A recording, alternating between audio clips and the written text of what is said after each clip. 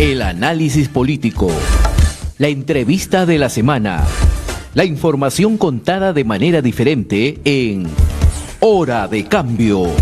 Desde estos momentos nos conectamos con el Perú en Hora de Cambio. Si quieres estar bien informado, quédate en Hora de Cambio. Imparcialidad, objetividad al momento de darte las noticias con Hora de Cambio. Bienvenidos.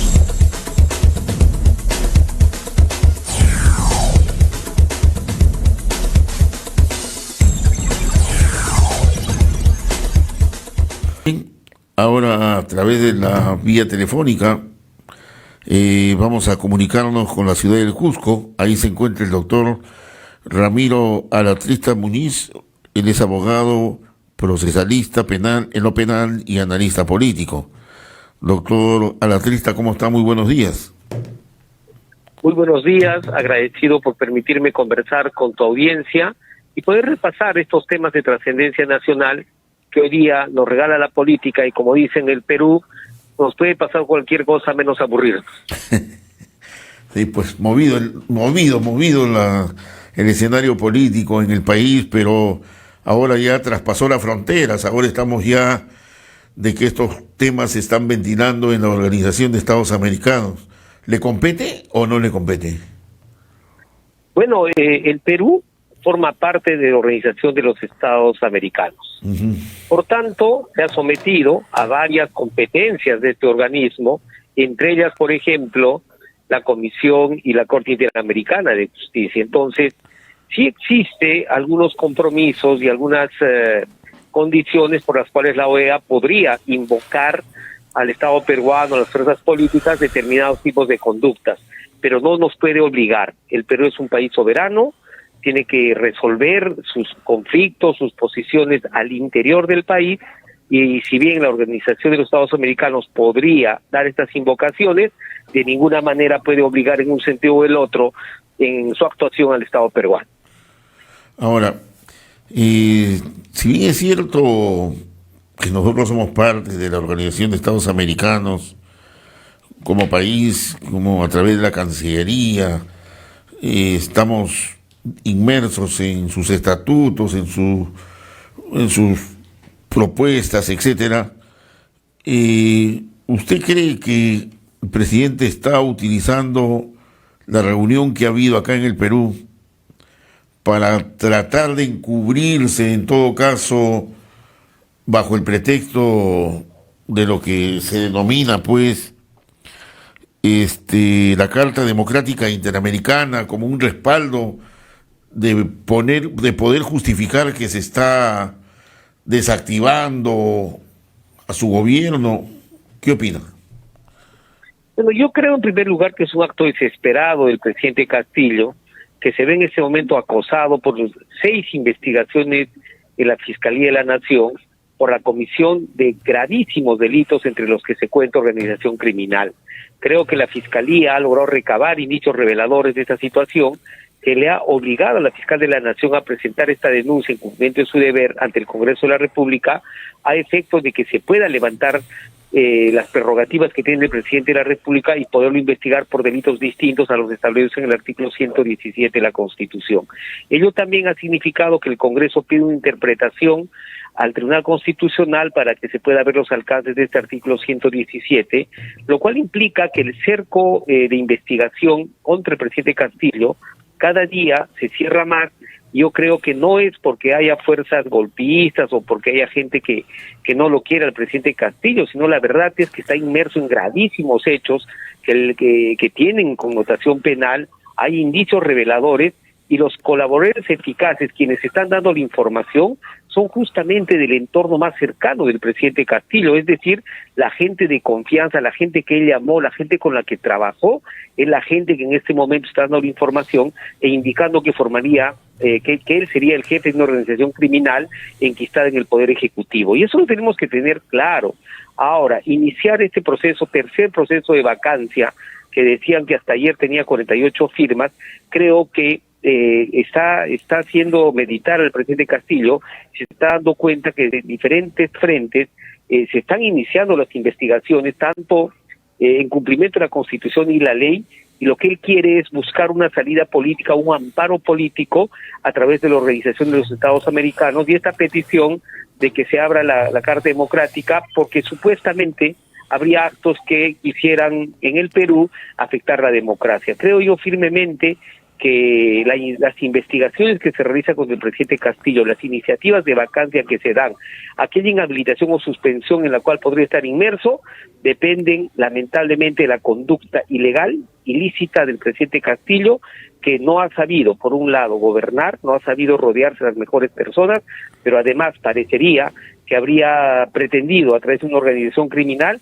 beneficiarse del Estado. Por tanto, creo yo que es un esfuerzo desesperado el presidente Castillo para tratar de buscar algún apoyo en el ámbito internacional. Lamentablemente la OEA y el señor Almagro han caído en desprestigio hace muchos años por sus pésimas intervenciones en una serie de actos, y por ejemplo el presidente de El Salvador los ha acusado de proteger a las pandillas y a delincuentes, porque con el eslogan de los derechos humanos ha hecho sendas denuncias contra este Estado, y así no hubo condenas contra Venezuela, no hubo condenas contra otros países en los cuales evidentemente hay presidentes, Nicaragua, que evidentemente afectan la democracia, han apresado a sus líderes políticos, pero ahí no hay, digamos, una contundencia de la OEA, ni un interés del señor Almagro por pronunciarse. Yo creo que sí, en Lima, cuando se le permitió hacer esta reunión, es donde se ha coordinado esta posibilidad de lograr un respaldo para el presidente Castillo en la OEA. Bueno, pero no es la primera vez que juega ese papel la OEA, siempre lo ha jugado históricamente. No hay nada que pueda, digamos, garantizarnos algo en esta parte del continente. Pero a lo que vamos es el escenario político. Todo parece indicarle que este tema se va a tener que debatir, se va a tener que votar, se va a tener que aprobar o desaprobar en el Congreso de la República. De ahí es que también van a salir los compromisos políticos que tienen las bancadas, ¿no? Eso por un lado. Y por otro lado, lo que nos sorprende es estas lealtades que hay con el presidente, que no es al partido político. Antes había lealtades al partido político, acá no, estamos hablando a la persona. No hay lealtades al gobierno mismo, porque tampoco se está gobernando como debería ser.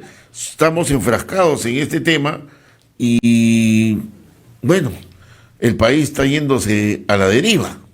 ¿Qué opina? Bueno, debo coincidir contigo en el sentido de que el país está a la deriva, no hay gobierno, la economía está destrozada, las personas de más bajos recursos sienten todos los días el incremento incesante del costo de vida y son los más afectados.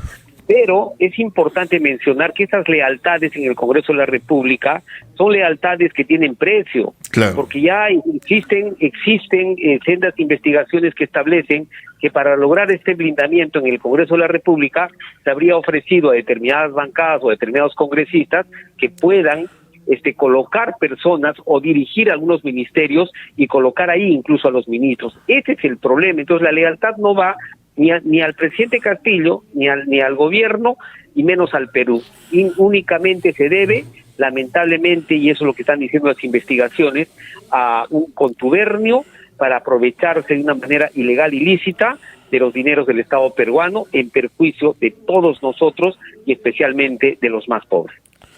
Ahora, ¿y qué responsabilidad tienen los actuales ministros que de una u otra manera tratan de justificar el accionar del presidente dentro de este marco de las investigaciones que se le hace?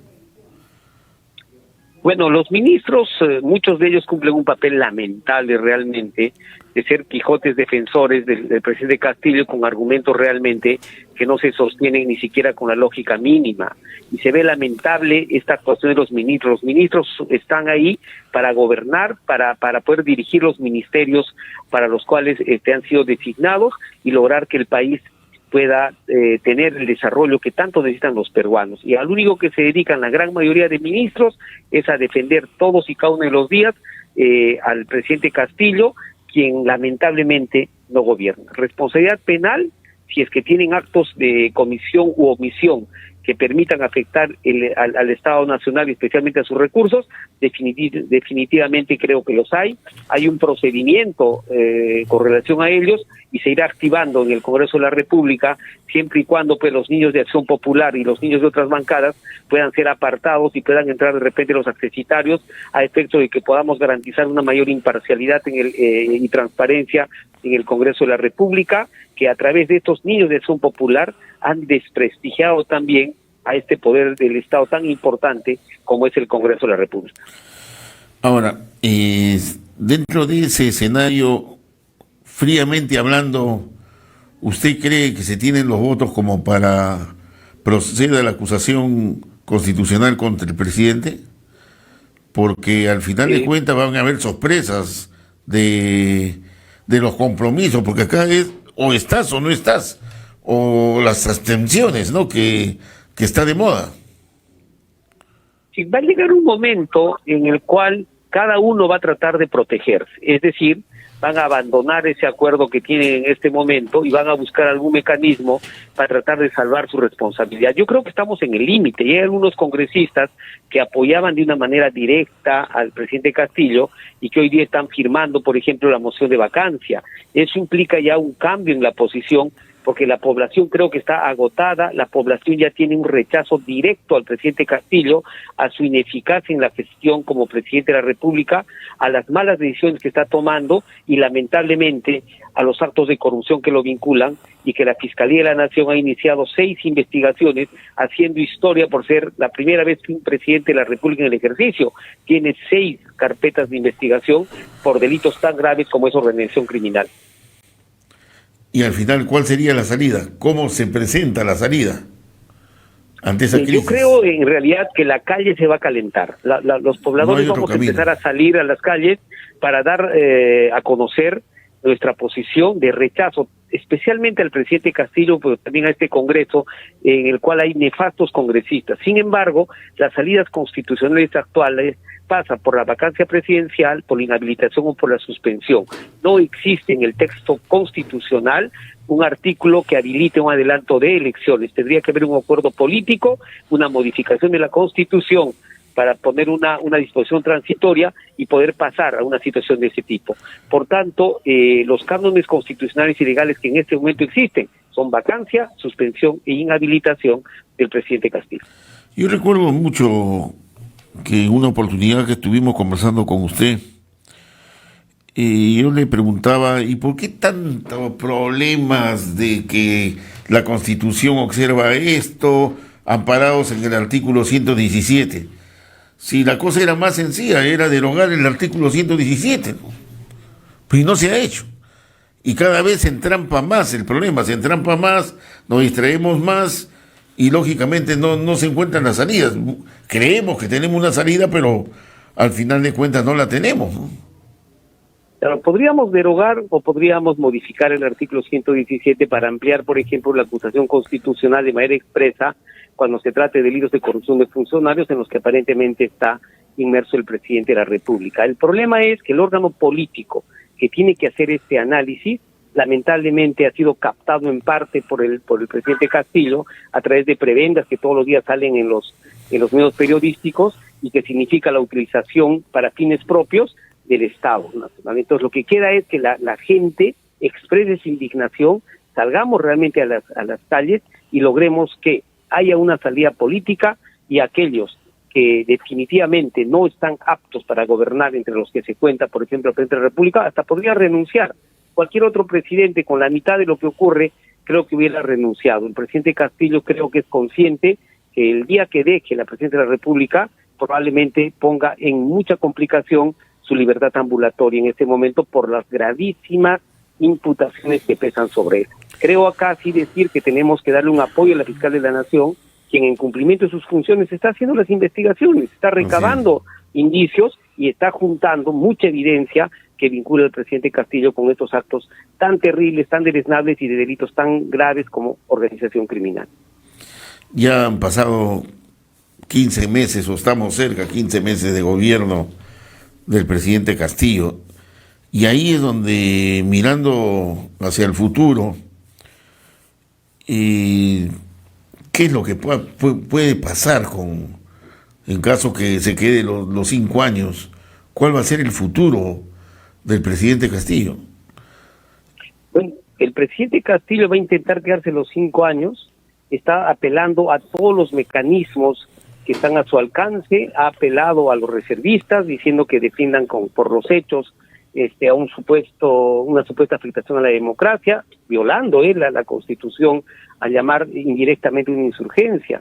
Por otro lado, digamos, el mecanismo legal que utiliza es frondoso, atacan al Congreso, atacan al Poder Judicial, atacan a la Fiscalía de manera diaria y persistente. Ahora está tratando de apoyarse en la Organización de los Estados Americanos y lo que quiere es quedarse. Lo que habría que pedirle en primer lugar al presidente Castillo es que se someta a las investigaciones, porque es el máximo representante del Estado peruano, y no puede ser que un presidente de la República entorpezca y evite y no quiera someterse a investigaciones porque simple y llanamente se amparen algunas cuestiones formales establecidas a veces en la Constitución.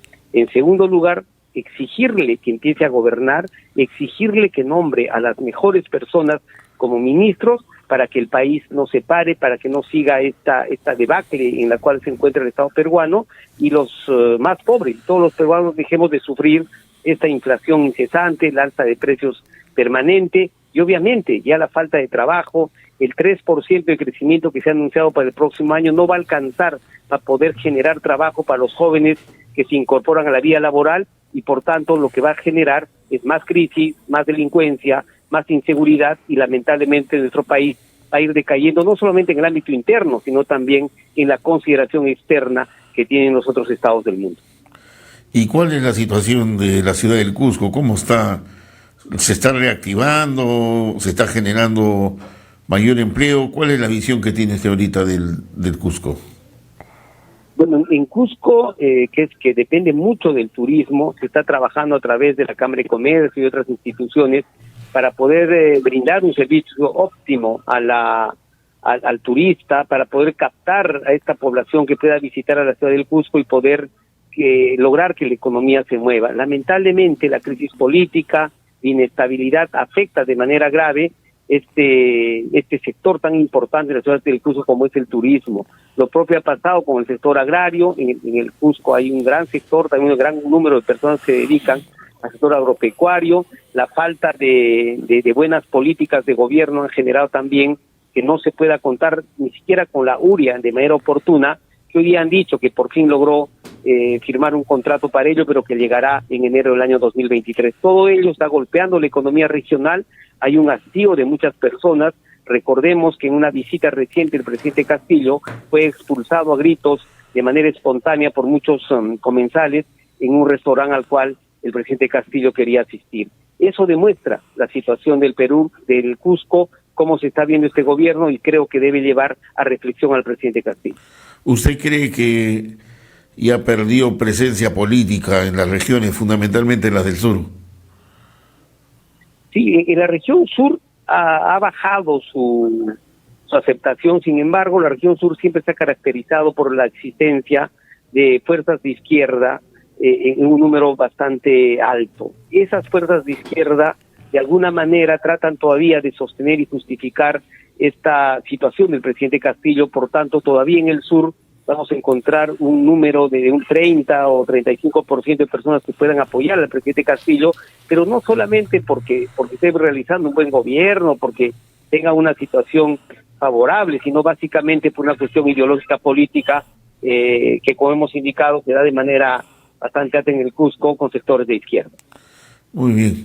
Bueno, vamos a estar a la expectativa de lo que pueda pasar y también del comportamiento, de la salida que va a haber en estos problemas, y definitivamente creo que muchos analistas políticos están apostando a que serán, pues, el pueblo lo puso y el pueblo lo va a sacar, ¿no? Más que confiarse en la actitud que pueda tomar el Congreso. Parecería que por ahí va la cosa, ¿no?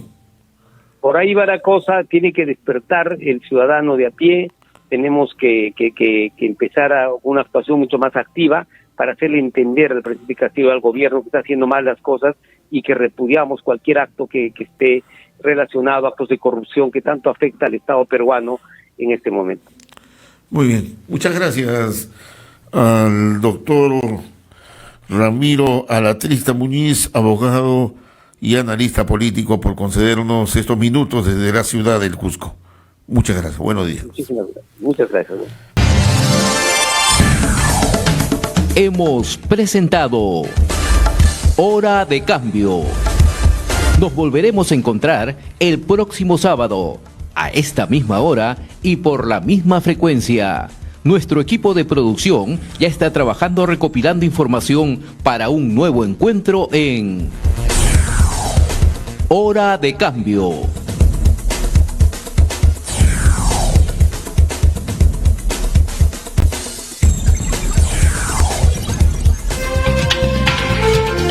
RCR, Red de Comunicación Regional, y el Instituto Peruano de Economía